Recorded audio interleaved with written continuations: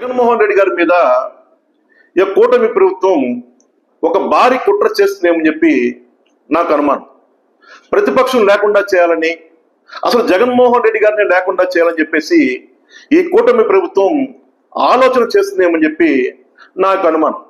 ఈ మాట ఎందుకంటానంటే, నేను జగన్మోహన్ రెడ్డి గారు ఒక మాజీ సీఎం, ప్రతిపక్ష నాయకుడు, ప్రజా సమస్యల మీద అనేక జిల్లాలు తిరగాల్సిన అవసరం ఉంది.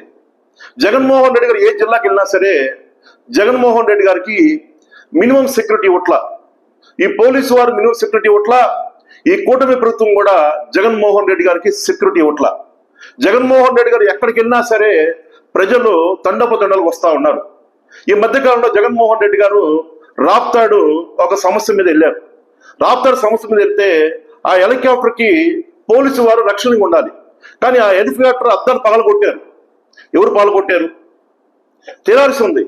ఈ మధ్యకాలం జగన్మోహన్ రెడ్డి గారు సత్తెనపల్లి పర్యటనకి వెళ్తా ఉన్నారు. తాడేపల్లి నుంచి గుంటూరు మీదుగా సత్తెనపల్లి వెళ్లాల్సి ఉంది. మార్గ మధ్యంలో సింగే అనే వ్యక్తి జగన్మోహన్ రెడ్డి గారు కారు కింద పడ్డారని చెప్పేసి ప్రచారం చేశారు.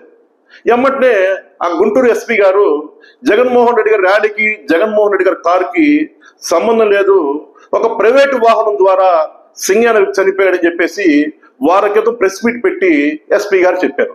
మళ్ళా వారం తిరిగే లోపే అది జగన్మోహన్ రెడ్డి గారి కారు, జగన్మోహన్ రెడ్డి గారి కారు కిందే మంచి చనిపోయాడని చెప్పేసి మళ్ళా చెబుతా ఉన్నారు.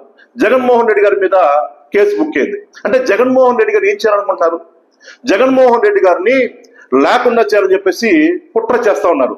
ఈ మధ్యకాలంలో పవన్ కళ్యాణ్ గారు ఒక మీటింగ్ పెట్టి కార్యకర్తలు చెబుతా ఉన్నాడు, జగన్మోహన్ రెడ్డికి ఎప్పుడు సీఎం కాడు, ఎవరు భయపడాల్సిన అవసరం లేదు, మీ ఇష్టం అని చెప్పేసి రెచ్చగొట్టే ప్రసంగం చేస్తున్నాడంటే జగన్మోహన్ రెడ్డి గారిని ఏం చేయని ఆలోచన ఈ ప్రభుత్వం ఉందో నాకైతే అర్థం కావట్లా. దయచేసి గమనించండి. ఈ సందర్భంగా వైఎస్ఆర్సీపీ నాయకుడికి కార్యకర్త చెబుతా ఉన్నా, జగన్మోహన్ రెడ్డి గారికి మనం సపోర్ట్గా ఉండాల్సిన అవసరం ఉంది, మనమే ఆయనకి రక్షణగా ఉండాల్సిన అవసరం ఉంది. ఈ సందర్భం కూటమి ప్రభుత్వాన్ని చెబుతా ఉన్నాం, జగన్మోహన్ రెడ్డి గారికి ఏమైనా జరిగితే ఖచ్చితంగా మీరే బాధ్యతని సందర్భంగా తెలియపరుస్తూ జై హింద్, జై జగన్, జై జగన్.